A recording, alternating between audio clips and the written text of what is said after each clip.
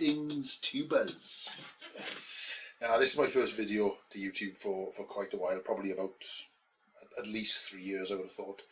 I did run videos years ago, mostly concerning sort of paranormal stuff that I was investigating at the time.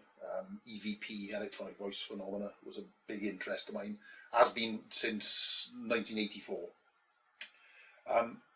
The only problem with that is that there are lots and lots of people investigating it. Thousands of people. There are millions of hours of EVP stuff all over the world is being done. But what it boils down to essentially is the opinion of the individual. And I like things to be, quantifiable. So I don't see how anybody can come up with any conclusive idea as to what it is. So I thought, well, time to move on. And since then, I haven't really bothered with YouTube. I watch the occasional video, that sort of thing. Anyway, I was sniffing around YouTube, looking for an old legacy channel that I had for about 2008. That had some holiday videos that I took when I was over in the States, and I was sort of just browsing through, and it's like it pops things up for you to have a look at, and I found myself becoming increasingly nonplussed by an apparently huge number of people who seem to have lost any genuine power of reason, to be honest. Now, I'm willing to entertain a discussion on most subjects, but there is one subject that appears to feature quite heavily on the platform that leaves me absolutely stunned that anybody could even consider giving it any validity whatsoever. And you've probably seen the title of this video, so you can guess I'm talking about flat Earth. I genuinely cannot understand what would draw anyone other than small children and possibly the insane to consider that we live on anything other than a spherical world. We've demonstrably known this for literally millennia. So I got to thinking about it. What could cause people to think this? Considering that we've known that we live on a sphere for so long. Because you think of all the civilizations that have ever arisen, right? Most of them, the vast majority, have established themselves on coastal regions, because that's where the richest pickings are. Because of this location, they become seafaring people. They trade, they fish, they do both probably, and because of their proximity to the coast, they observe the curvature of the Earth. Now, I know this is a big debate amongst these flat earthers, but these people will have observed ships departing over the horizon and disappearing from the bottom up. Now, it's not a great leap of intelligence to work out that that's because the ship is going over the globe. The further it goes, the higher the horizon comes in relation to that departing ship, and eventually you see the hull disappear, you'll see the masts disappear, and then the ship is gone. Now, we humans have an innate desire to explain the world around us, and it's a perfectly natural desire. So civilizations advance. When they advance, they not only observe the natural world around them, but they also develop and discover means to express these observations that they make in ways that seem logical to them. Initially, before the advent of what we call true scientific methodology, they would explain it through supernatural or theological means. They can't explain why there's a great big sun up in the sky, and they can't explain why that sun disappears every night.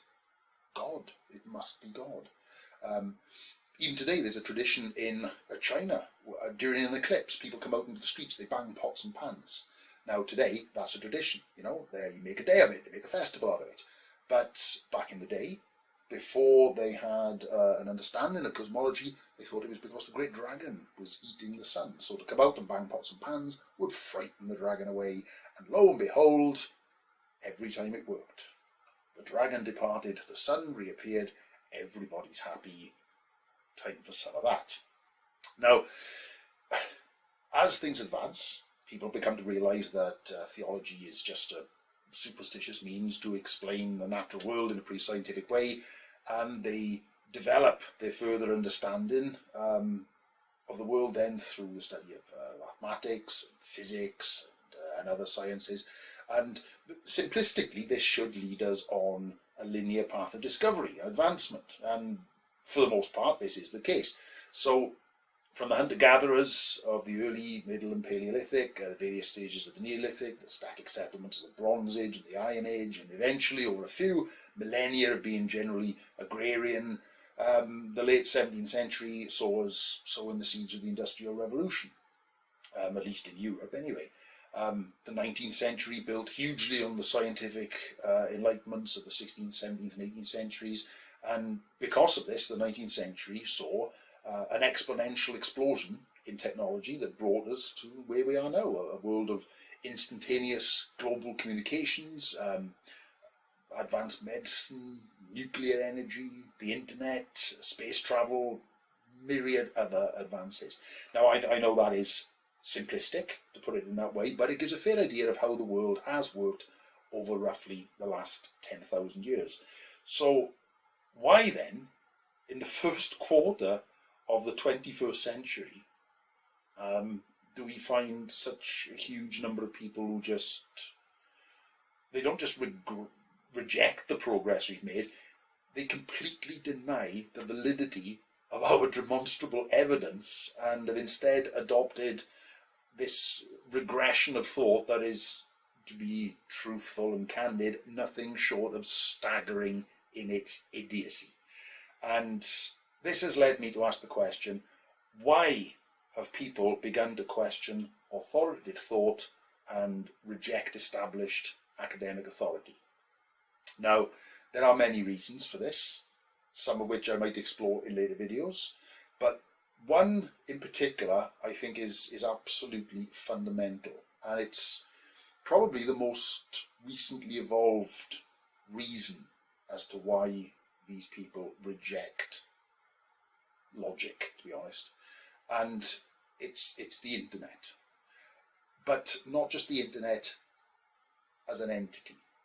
The internet can be used for all sorts of reasons. You know, most of us spend hours every single week on the internet. We look at kittens playing, we look at babies falling on their asses, that sort of thing. Some of us use the internet for work and research. But since it's become freely accessible to everybody, certainly let's say the last 15 years, it's been accessible by the vast number of people in the West anyway. I had high hopes that it would raise the intellect of the general population by allowing those who didn't possess the time for mainstream education, or perhaps just failed in mainstream education. People learn in different ways, and our education system in this country is geared very much towards a specific form of education. Things are changing now, it's getting better, but some people don't do well in school, don't do well academically, not because they're stupid, but because they learn in different ways.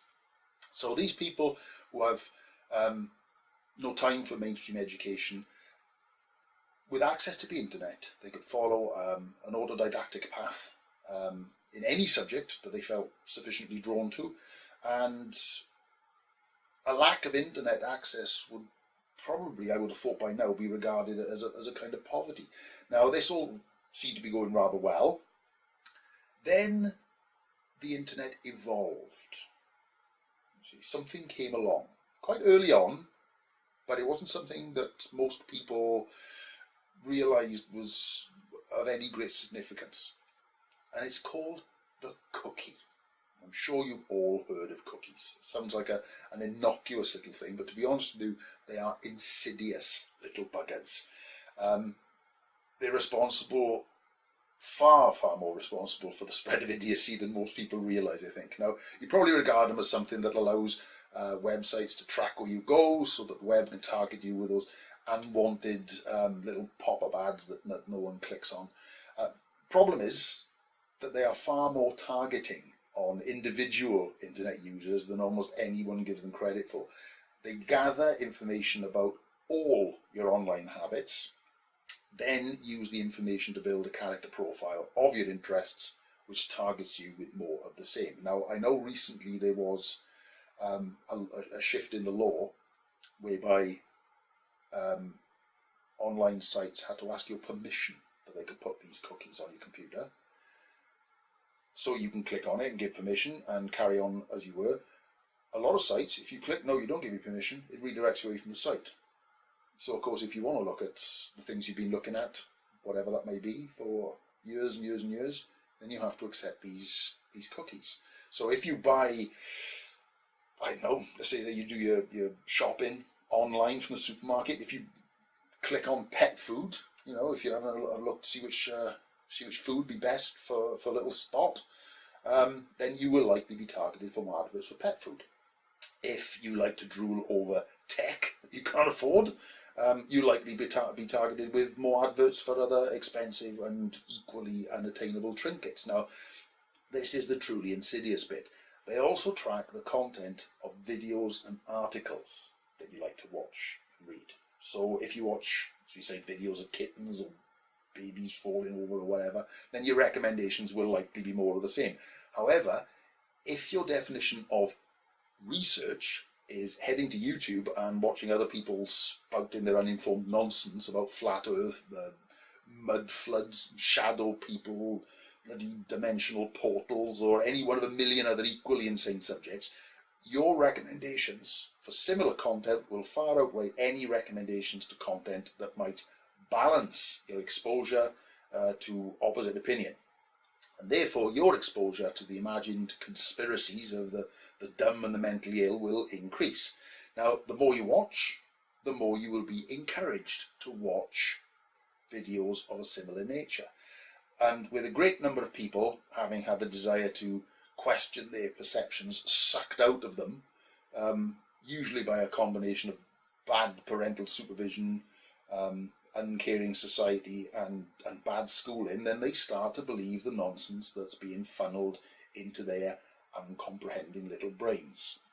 Now, before we know where we have a whole section of society who now truly believe that the earth is flat, that it's a stationary disc, and these people lack the ability and even the desire to question their convictions based on centuries of scientific absolutes.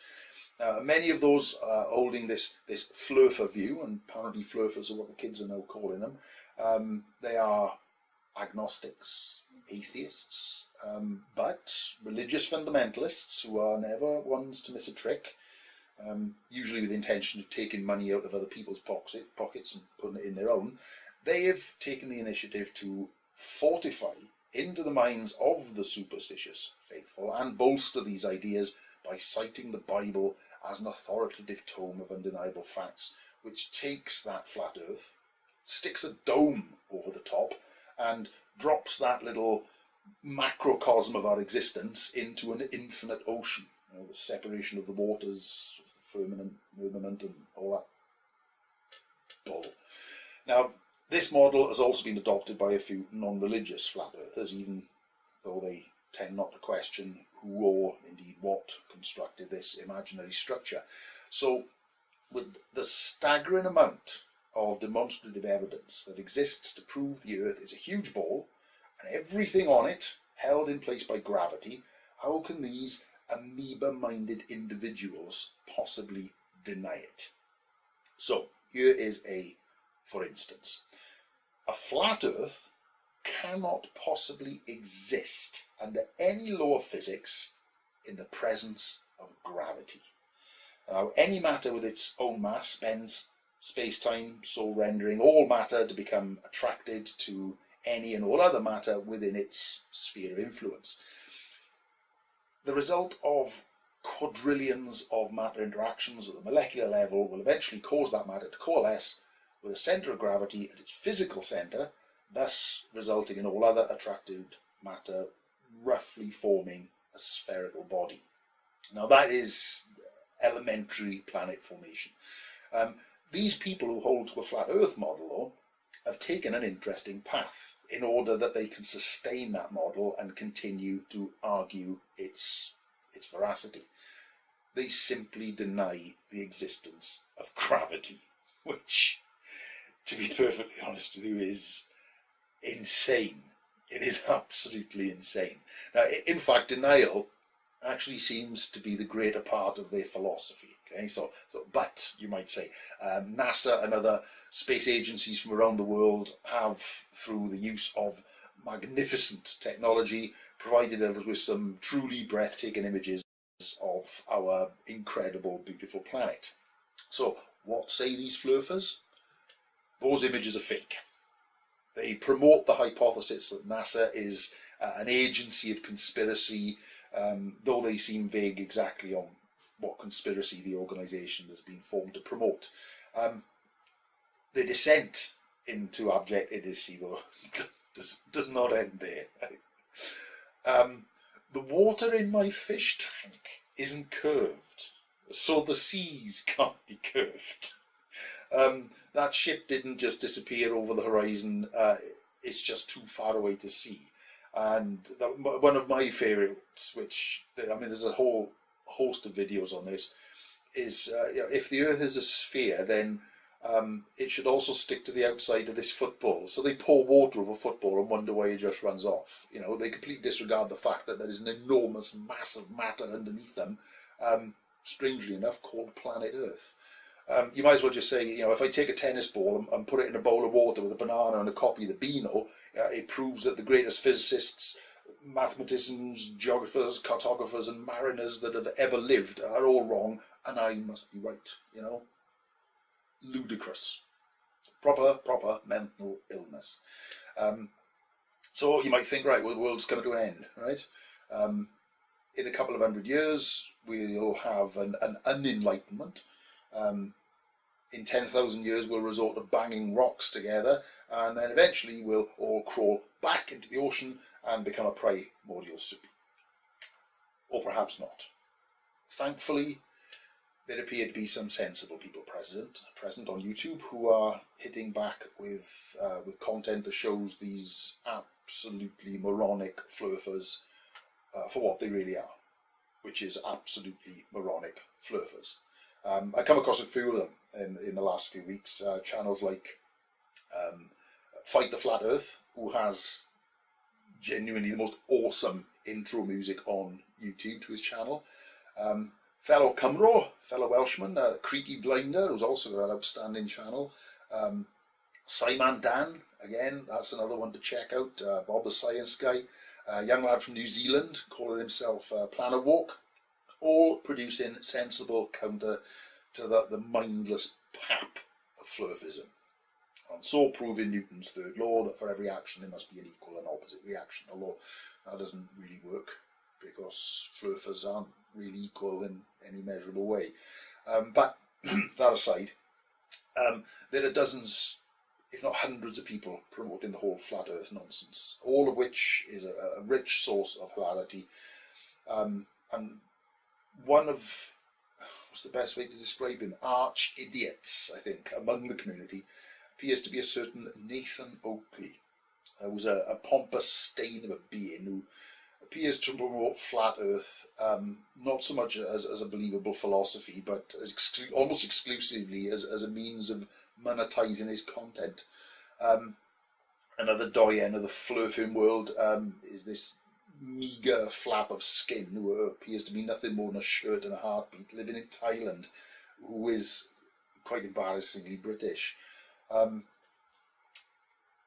We all know the main reason, I think, why certain Westerners elect to live in Thailand, don't we? It's the food. It's the food. What else?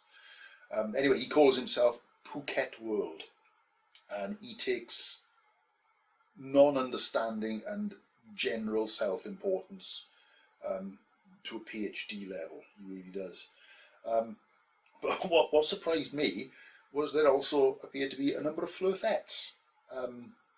One in particular I've come across is this kind of random unicorn fart of the name giggles and cleavage called Red Orphan. And this vacuous particle of insanity also appears to boast membership to Mensa, which, if true, proves that there is no real parallel between intelligence and common sense. By the way, I joined, well, join, what was it, early 90s. It's not that difficult to join Mensa. Okay, you take a relatively simple exam and then give them an annual subscription. Now, I passed that exam in 1998, but being from Pontypridd, I was too tight to part with my hard-earned in order to get the certificate, the monthly membership, and a badge, I think. Anyway, it appears though that YouTube has progressed since I last bothered with a few years ago, or perhaps I just wasn't paying attention, I don't know. There are now, appear to be facilities for large group interactions where people from both sides of any mutual interest or opposing argument can come together to discuss or debate their mutual positions or oppositions. Although in the case of some flirters, it's not so much debate, it's more of a collection of random outbursts, usually followed by a refusal to actually engage with any scientific evidence. This is actually quite entertaining to watch. So, in the interests of sustaining the intellectual bar, which humankind has spent millennia striving to achieve, I too intend to pin my spherical colours to the globalists' mast and join the fray. Don't expect great production values, at least not initially. I just about got a handle on Windows Movie Maker before Bill Gates decided to put it to bed. But I do have a working knowledge of physics, which I have retained from the early 1990s after spending 3 years getting drunk and failing exams. After all, you know, the laws of planetary physics are, in comparison to other branches of physics, relatively simple. But even if you don't understand the maths, although it's obviously a bonus if you do, just consider the titanic minds that have come before us. You know, Tycho Brahe, Galileo, Newton, Einstein, Hawking, lovely Brian Cox. And you realise that they aren't coming up with this stuff for a laugh. Their work reveals the mechanisms that makes the universe tick. And also remember Isaac Newton, he was very much a man of his time. He was born in the early 1640s. And so, like many of the great minds of his day, he was a devout astrologer, which seems quite insane to the modern mind, but despite that, he still knew the Earth was spherical and that gravity did things to apples. So remember, folks, it's a ball. Stick to it.